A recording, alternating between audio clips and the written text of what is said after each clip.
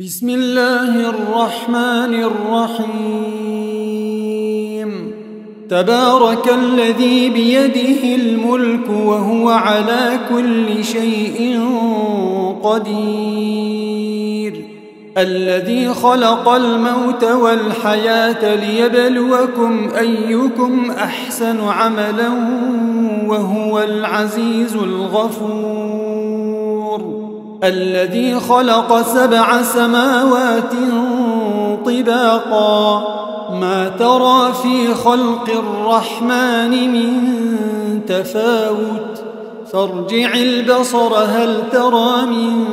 فطور ثم ارجع البصر كرتين ينقلب إليك البصر خاسئا وهو حسير،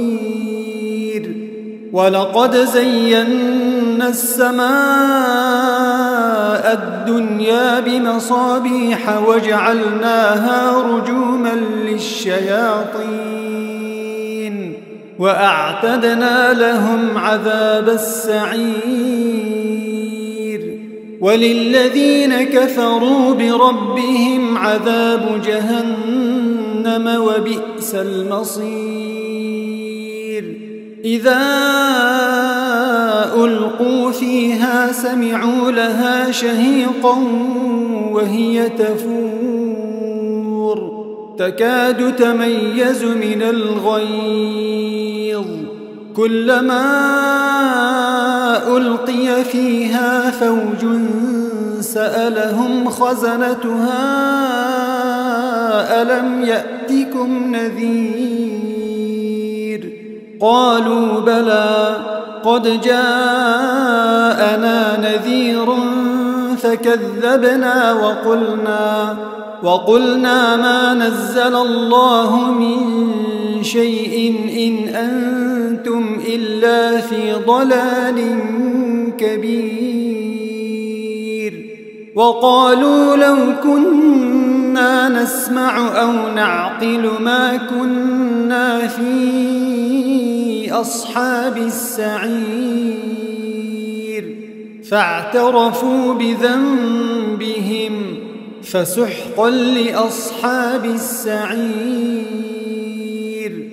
إن الذين يخشون ربهم بالغيب لهم مغفرة وأجر كبير، وأسروا قولكم أو اجهروا به إنه عليم بذات الصدور. ألا يعلم من خلق وهو اللطيف الخبير، هو الذي جعل لكم الأرض ذلولا فامشوا في مناكبها وكلوا من رزقه وإليه النشور. أأمنتم من في السماء أن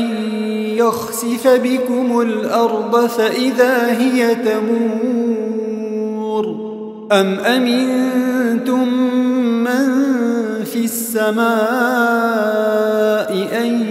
يرسل عليكم حاصبا فستعلمون كيف نذير. ولقد كذب الذين من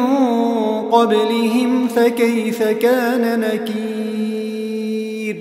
أولم يروا إلى الطير فوقهم صافات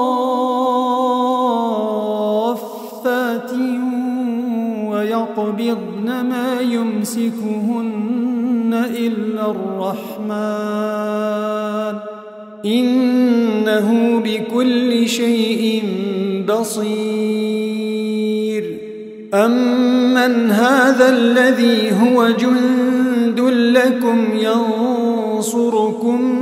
من دون الرحمن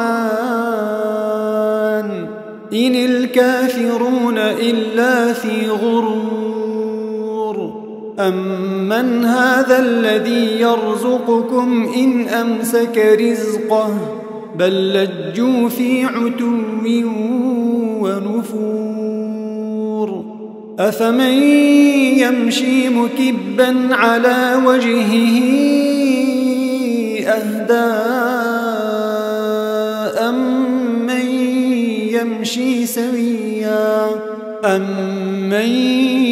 يمشي سويا على صراط مستقيم قل هو الذي أنشأكم وجعل لكم السمع والأبصار والأفئدة قليلا ما تشكرون قل هو الذي ذرأكم في الأرض وإليه تحشرون ويقولون متى هذا الوعد إن كنتم صادقين قل إنما العلم عند الله وإنما أنا نذير مبين فلما رأوه زلفة سيئت وجوه الذين كفروا وقيل هذا الذي كنتم به تدعون قل أرأيتم إن أهلكني الله ومن معي أو رحمنا فمن يجير الكافرين من عذاب أليم قل هو الرحمن آمنا به وعليه توكلنا فستعلمون من هو في ضلال مبين قل أرأيتم إن أصبح ماؤكم غورا فمن يأتيكم بماء معين بسم الله الرحمن الرحيم نون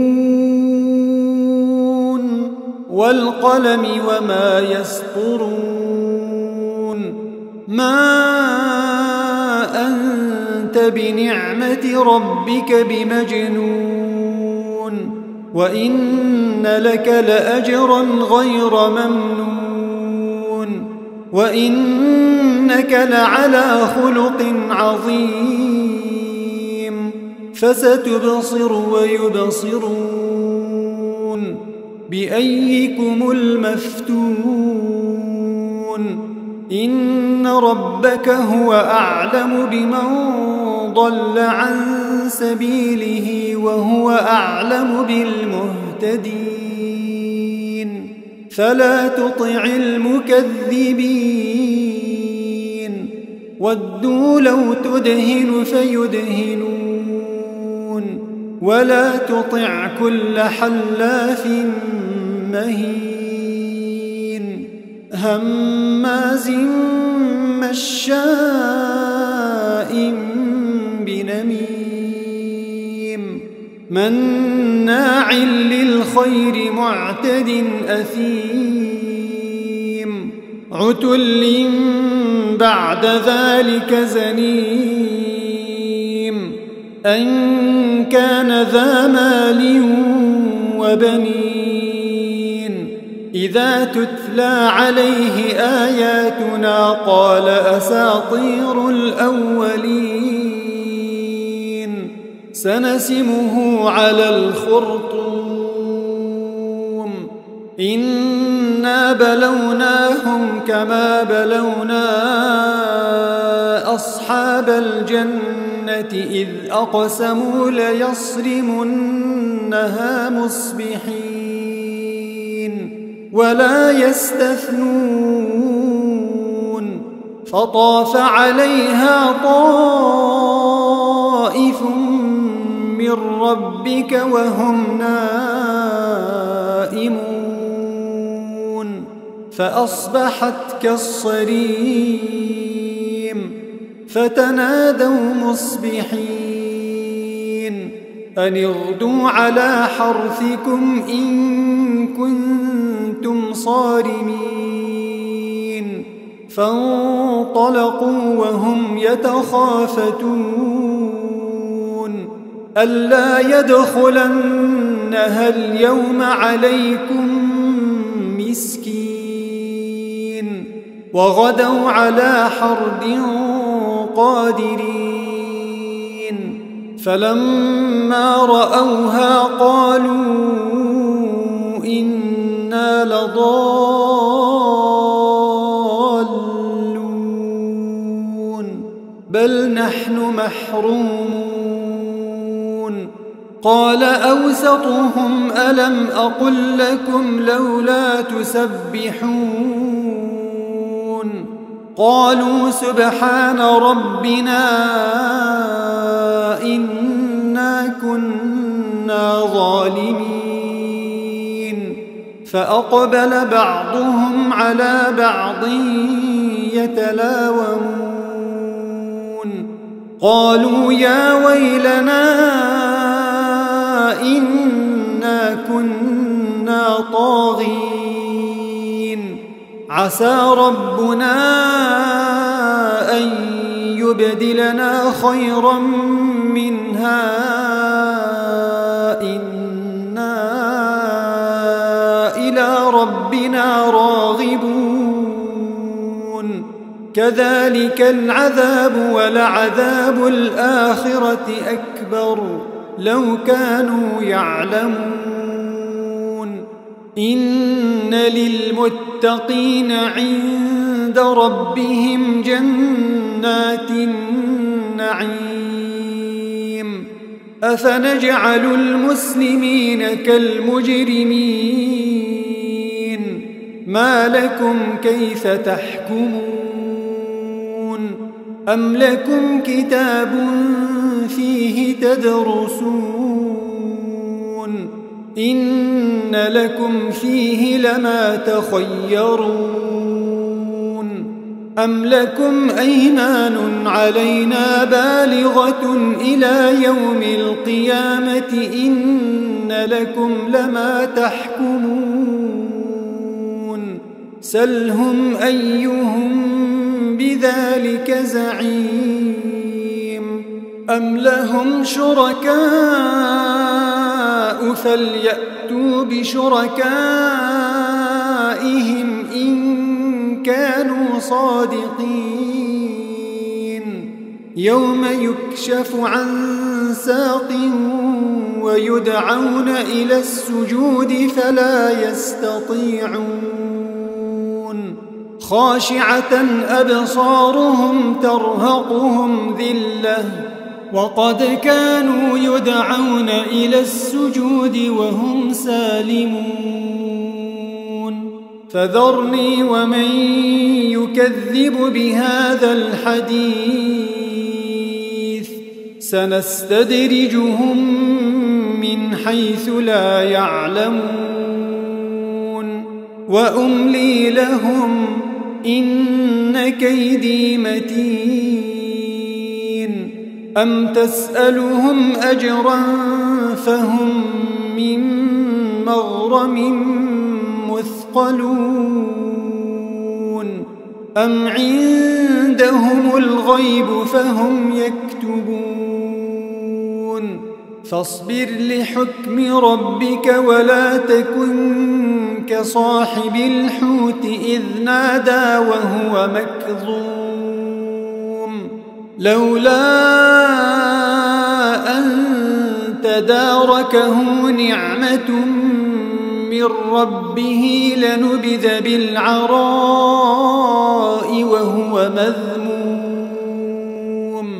فاجتباه ربه فجعله من الصالحين وإن يكاد الذين كفروا ليزلقونك بأبصارهم لما سمعوا الذكر ويقولون إنه لمجنون وما هو إلا ذكر للعالمين بسم الله الرحمن الرحيم الحاقة ما الحاقة وما أدراك ما الحاقة كذبت ثمود وعاد بالقارعة فأما ثمود فأهلكوا بالطاغية وأما عاد فأهلكوا بريح صرصر عاتية سخرها عليهم 7 ليال و8 أيام حسوما فترى القوم فيها صرعى كأنهم أعجاز نخل خاوية فهل ترى لهم من باقية وجاء فرعون ومن قبله والمؤتفكات بالخاطئة فعصوا رسول ربهم فأخذهم أخذة رابية إنا لما طغى الماء حملناكم في الجارية لنجعلها لكم تذكرة وتعيها أذن واعية فإذا نفخ في الصور نفخة واحدة وحملت الأرض والجبال فدكتا دكة واحدة فيومئذ وقعت الواقعة وانشقت السماء فهي يومئذ واهية والملك على أرجائها ويحمل عرش ربك فوقهم يومئذ 8 يومئذ تعرضون لا تخفى منكم خافية فأما من أوتي كتابه بيمينه فيقول هاؤم اقرءوا كتابيه إني ظننت أني ملاق حسابيه فهو في عيشة راضية في جنة عالية قطوفها دانية كلوا واشربوا هنيئا بما أسلفتم في الأيام الخالية وأما من أوتي كتابه بشماله فيقول يا ليتني لم أوت كتابيه ولم أدر ما حسابيه يا ليتها كانت القاضية ما أغنى عني ماليه هلك عني سلطانيه خذوه فغلوه ثم الجحيم صلوه ثم في سلسلة ذرعها 70 ذراعا فاسلكوه إنه كان لا يؤمن بالله العظيم ولا يحض على طعام المسكين فليس له اليوم هاهنا حميم ولا طعام إلا من غسلين لا يأكله إلا الخاطئون فلا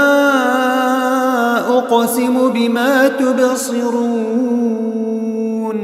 وما لا تبصرون إنه لقول رسول كريم وما هو بقول شاعر قليلا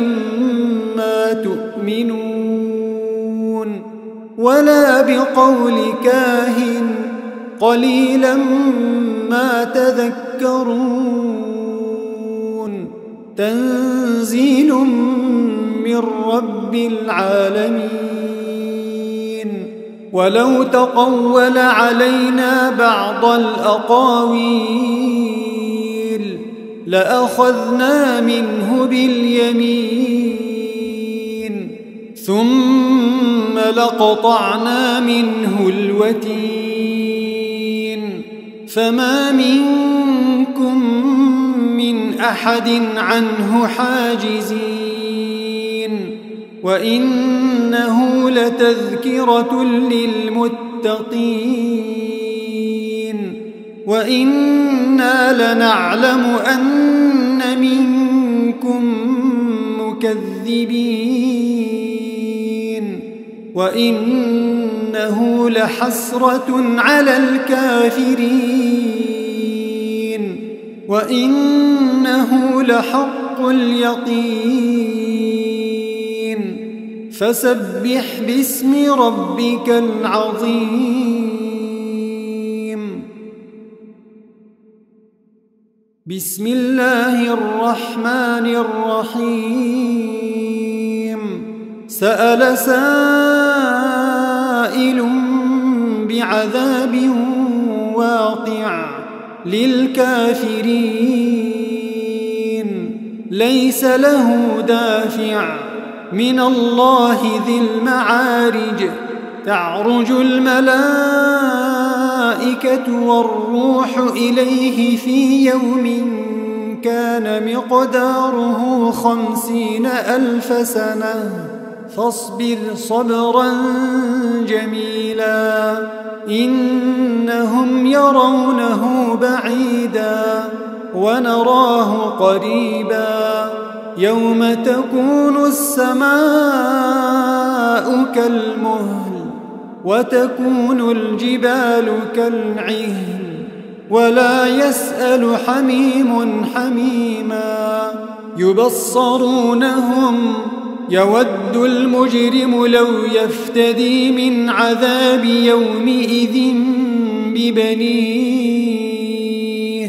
وصاحبته وأخيه وفصيلته التي تؤويه ومن في الأرض جميعا ثم ينجيه كلا إنها لظى نزاعة للشوى تدعو من أدبر وتولى وجمع فأوعى إن الإنسان خلق هلوعا إذا مسه الشر جزوعا وإذا مسه الخير منوعا إلا المصلين الذين هم على صلاتهم دائمون والذين في أموالهم حق معلوم للسائل والمحروم والذين يصدقون بيوم الدين والذين هم من عذاب ربهم مشفقون إن عذاب ربهم غير مأمون والذين هم لفروجهم حافظون إلا على أزواجهم أو ما ملكت أيمانهم فإنهم غير ملومين فمن ابتغى وراء ذلك فأولئك هم العادون والذين هم لأماناتهم وعهدهم راعون والذين هم بشهاداتهم قائمون والذين هم على صلاتهم يحافظون أولئك في جنات مكرمون فما للذين كفروا قبلك مهطعين عن اليمين وعن الشمال عزين أيطمع كل امرئ منهم أن يدخل جنة نعيم كلا إنا خلقناهم مما يعلمون فلا أقسم برب المشارق والمغارب إنا لقادرون على أن نبدل خيرا منهم وما نحن بمسبوقين فذرهم يخوضوا ويلعبوا حتى يلاقوا يومهم الذي يوعدون يوم يخرجون من الأجداث سراعا كأنهم إلى نصب يوفضون خاشعة أبصارهم ترهقهم ذلة ذلك اليوم الذي كانوا يوعدون بسم الله الرحمن الرحيم إنا أرسلنا نوحا إلى قومه أن أنذر قومك من قبل أن يأتيهم عذاب أليم قال يا قوم إني لكم نذير مبين أن اعبدوا الله واتقوه وأطيعون يغفر لكم من ذنوبكم ويؤخركم إلى أجل مسمى إن أجل الله إذا جاء لا يؤخر لو كنتم تعلمون قال رب إني دعوت قومي ليلا ونهارا فلم يزدهم دعائي إلا فرارا وإني كلما دعوتهم لتغفر لهم جعلوا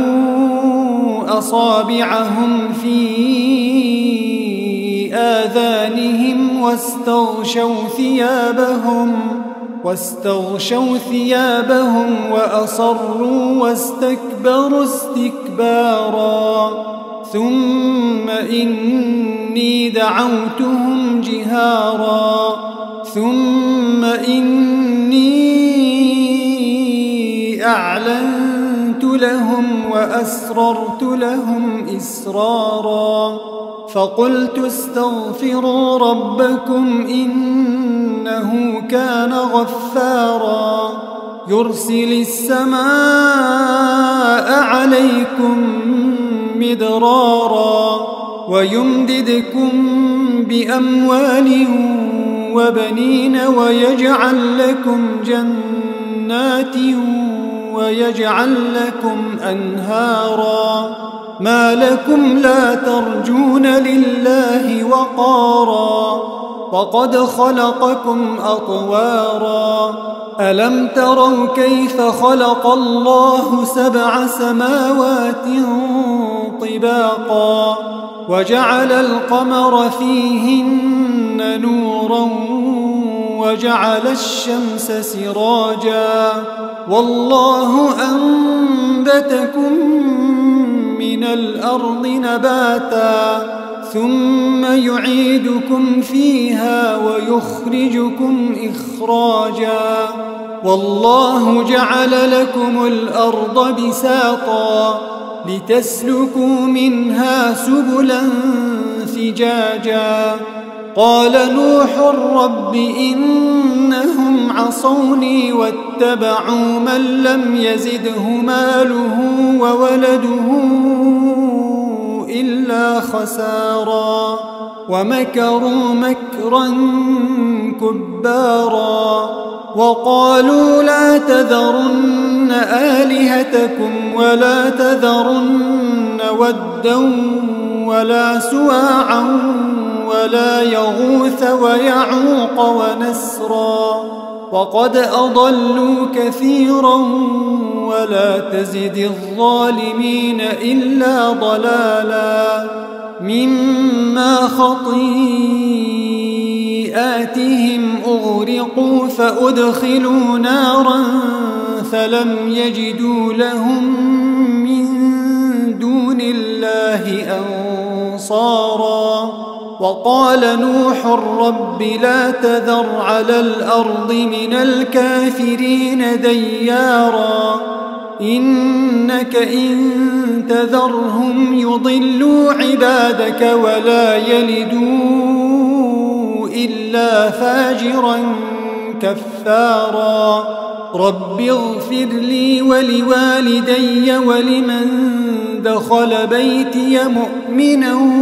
وللمؤمنين والمؤمنات ولا تزد الظالمين إلا تبارا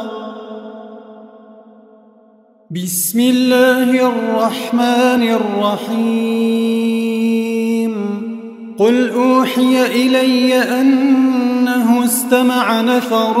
من الجن فقالوا إنا سمعنا قرآنا عجبا يهدي إلى الرشد فآمنا به ولن نشرك بربنا أحدا وأنه تعالى جد ربنا ما اتخذ صاحبة ولا ولدا وأنه كان يقول سفيهنا على الله شططا وأنا ظننا أن لن تقول الإنس والجن على الله كذبا وأنه كان رجال من الإنس يعوذون برجال من الجن فزادوهم رهقا وأنهم ظنوا كما ظننتم أن لن يبعث الله أحدا وأنا لمسنا السماء فوجدناها ملئت حرسا شديدا وشهبا وأنا كنا نقعد منها مقاعد للسمع فمن يستمع الآن يجد له شهابا رصدا وأنا لا ندري أشر أريد بمن في الأرض أم أراد بهم ربهم رشدا وأنا منا الصالحون ومنا دون ذلك كنا طرائق قددا وأنا ظننا أن لن نعجز الله في الأرض ولن نعجزه هربا وأنا لما سمعنا الهدى آمنا به فمن يؤمن بربه فلا يخاف بخسا ولا رهقا وأنا منا المسلمون ومنا القاسطون فمن أسلم فأولئك تحروا رشدا وأما القاسطون فكانوا لجهنم حطبا وأن لو استقاموا على الطريقة لأسقيناهم ماء غدقا لنفتنهم فيه ومن يعرض عن ذكر ربه يسلكه عذابا صعدا وأن المساجد لله فلا تدعوا مع الله أحدا وأنه لما قام عبد الله يدعوه كادوا يكونون عليه لبدا قل إنما أدعو ربي ولا أشرك به أحدا قل إني لا أملك لكم ضرا ولا رشدا قل إني لن يجيرني من الله أحد ولن أجد من دونه ملتحدا إلا بلاغا من الله ورسالاته ومن يعص الله ورسوله فإن له نار جهنم خالدين فيها أبدا حتى إذا رأوا ما يوعدون فسيعلمون من أضعف ناصرا وأقل عددا قل إن أدري أقريب ما توعدون أم يجعل له ربي أمدا عالم الغيب فلا يظهر على غيبه أحدا إلا من ارتضى من رسول فإنه يسلك من بين يديه ومن خلفه رصدا ليعلم أن قد أبلغوا رسالات ربهم وأحاط بما لديهم وأحصى كل شيء عددا بسم الله الرحمن الرحيم يا أيها المزمل قم الليل إلا قليلا نصفه أو انقص منه قليلا أو زد عليه ورتل القرآن ترتيلا إنا سنلقي عليك قولا ثقيلا إن ناشئة الليل هي أشد وطئا وأقوم قيلا إن لك في النهار سبحا طويلا واذكر اسم ربك وتبتل إليه تبتيلا رب المشرق والمغرب لا إله إلا هو فاتخذه وكيلا واصبر على ما يقولون واهجرهم هجرا جميلا وذرني والمكذبين أولي النعمة ومهلهم قليلا إن لدينا أنكالا وجحيما وطعاما ذا غصة وعذابا أليما يوم ترجف الأرض والجبال وكانت الجبال كثيبا مهيلا إنا أرسلنا إليكم رسولا شاهدا عليكم كما أرسلنا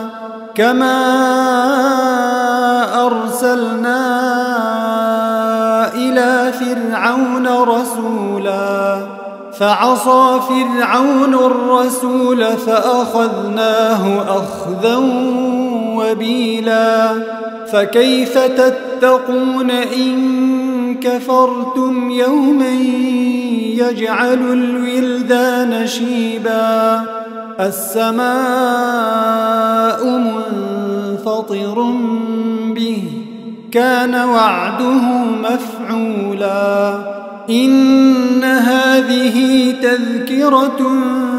فمن شاء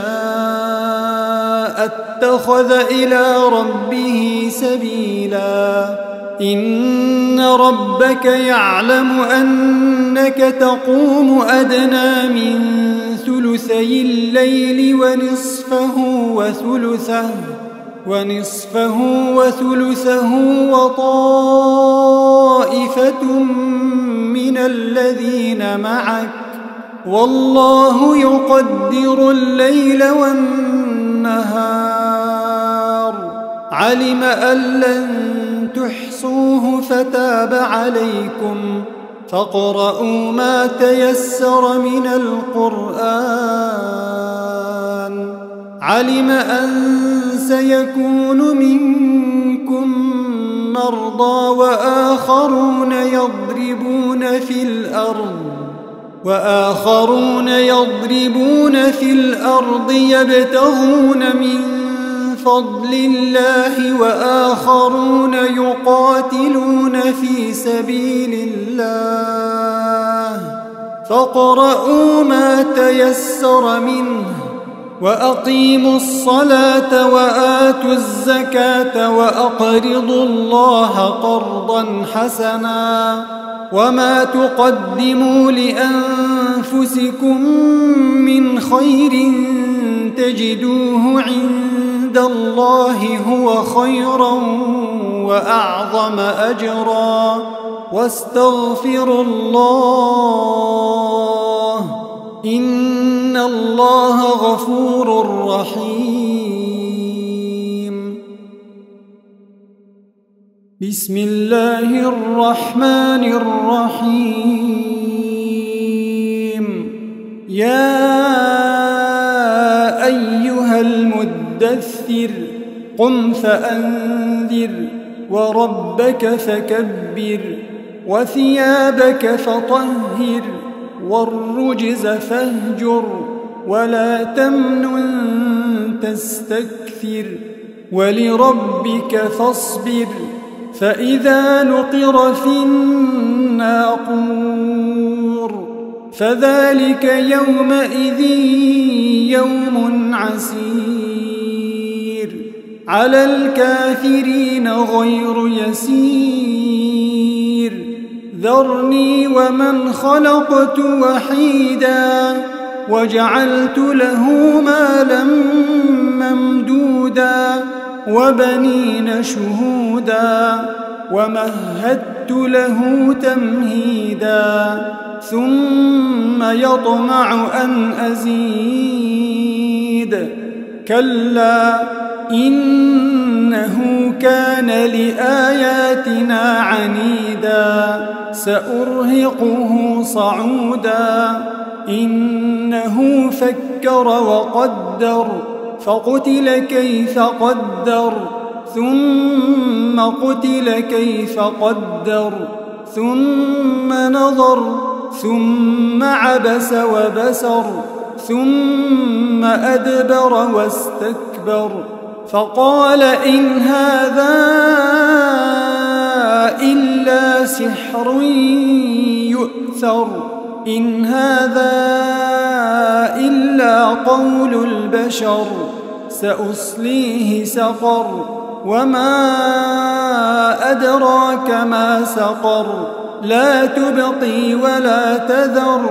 لواحة للبشر عليها 19 وما جعلنا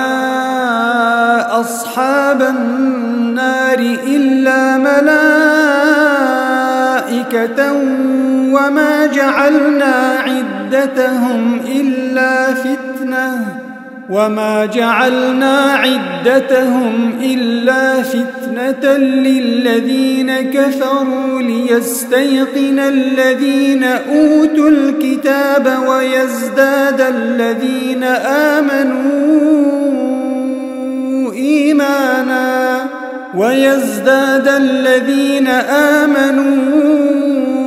إيمانا ولا يرتاب الذين أوتوا الكتاب والمؤمنون وليقول الذين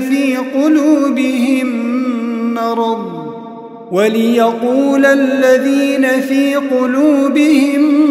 مرض والكافرون ماذا أراد الله بهذا مثلا كذلك يضل الله من يشاء ويهدي من يشاء وما يعلم جنود ربك إلا هو وما هي إلا ذكرى للبشر كلا والقمر والليل إذ أدبر والصبح إذا أسفر إنها لإحدى الكبر نذيرا للبشر لمن شاء منكم أن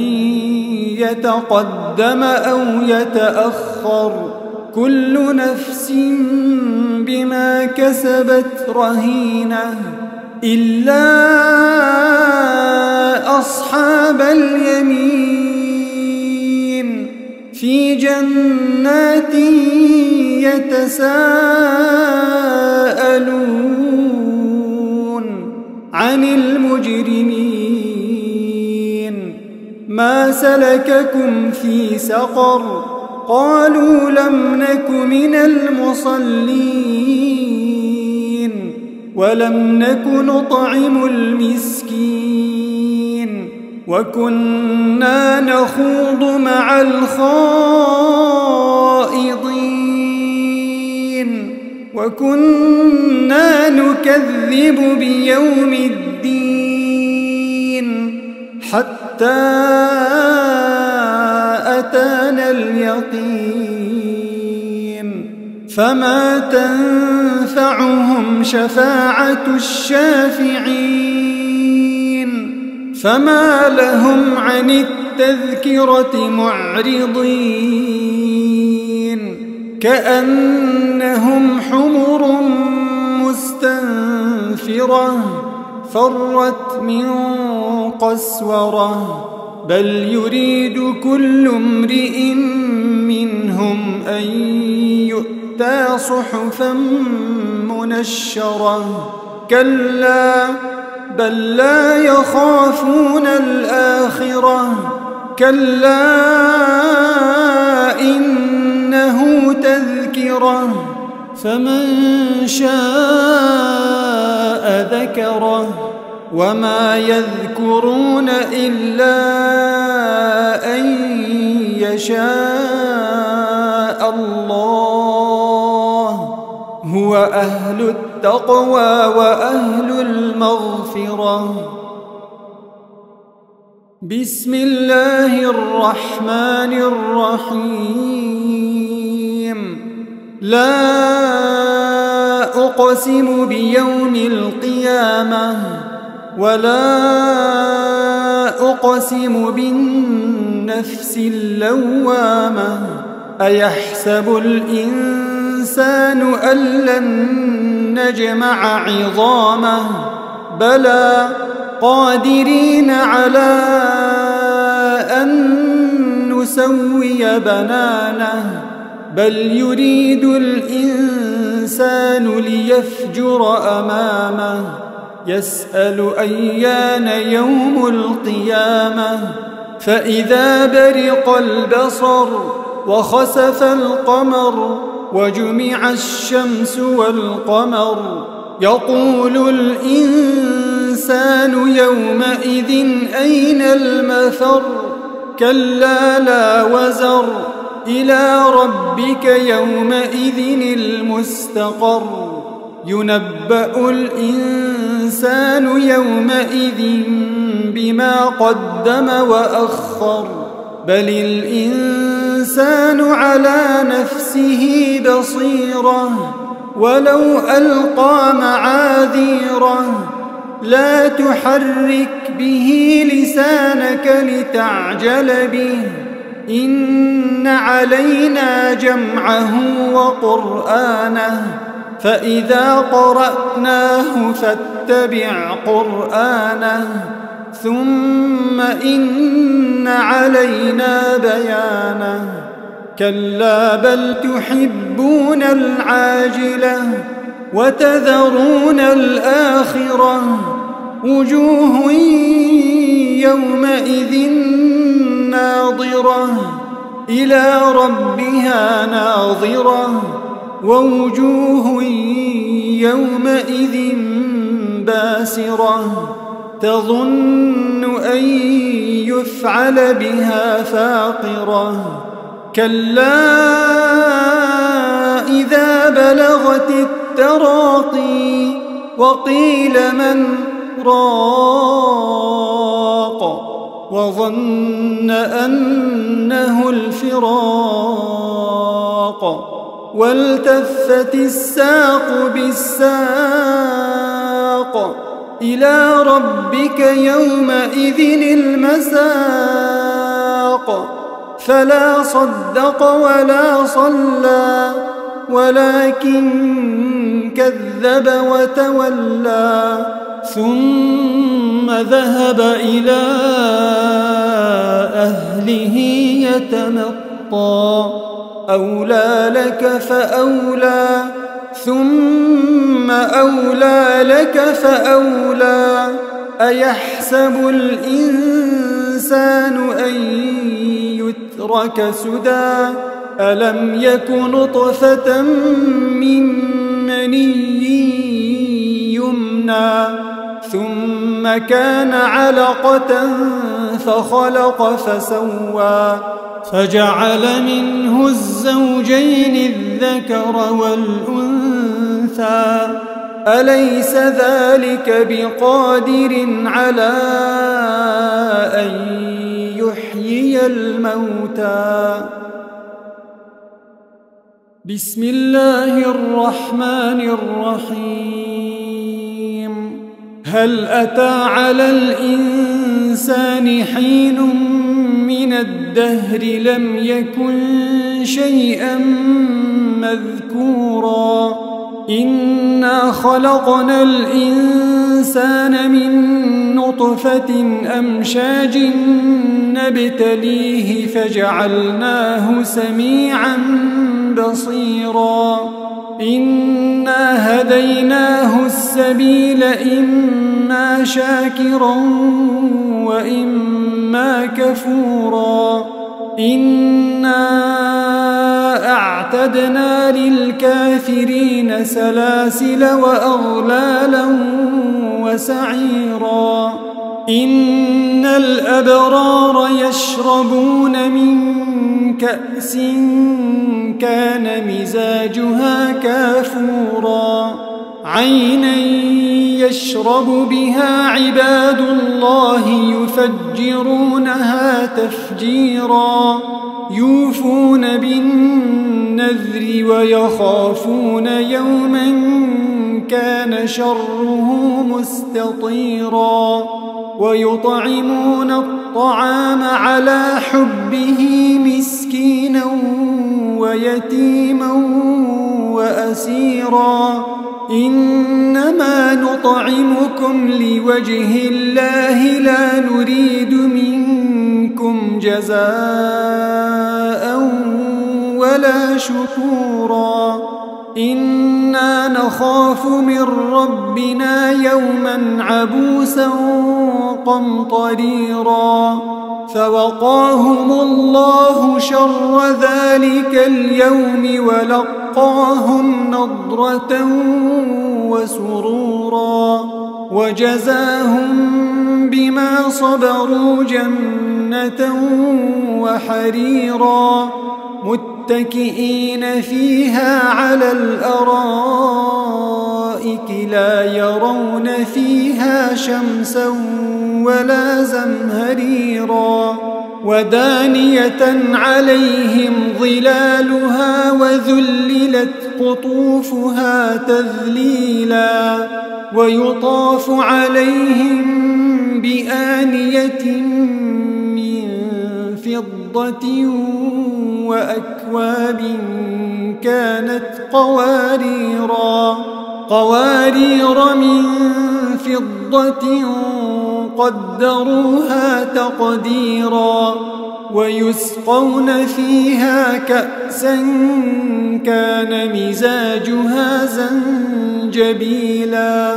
عينا فيها تسمى سلسبيلا ويطوف عليهم ولدان مخلدون إذا رأيتهم حسبتهم لؤلؤا منثورا وإذا رأيت ثم رأيت نعيما وملكا كبيرا عاليهم ثياب سندس خضر واستبرق وحلوا أساور من فضة وسقاهم ربهم شرابا طهورا إن هذا كان لكم جزاء وكان سعيكم مشكورا إنا نحن نزلنا عليك القرآن تنزيلا فاصبر لحكم ربك ولا تطع منهم آثما أو كفورا واذكر اسم ربك بكرة وأصيلا ومن الليل فاسجد له وسبحه ليلا طويلا إن هؤلاء يحبون العاجلة ويذرون وراءهم يوما ثقيلا نحن خلقناهم وشددنا أسرهم وإذا شئنا بدلنا أمثالهم تبديلا إن هذه تذكرة فمن شاء اتخذ إلى ربه سبيلا وما تشاءون إلا أن يشاء الله إن الله كان عليما حكيما يدخل من يشاء في رحمته والظالمين أعد لهم عذابا أليما بسم الله الرحمن الرحيم والمرسلات عرفا فالعاصفات عصفا والناشرات نشرا فالفارقات فرقا فالملقيات ذكرا عذرا أو نذرا إنما توعدون لواقع فإذا النجوم طمست وإذا السماء فرجت وإذا الجبال نسفت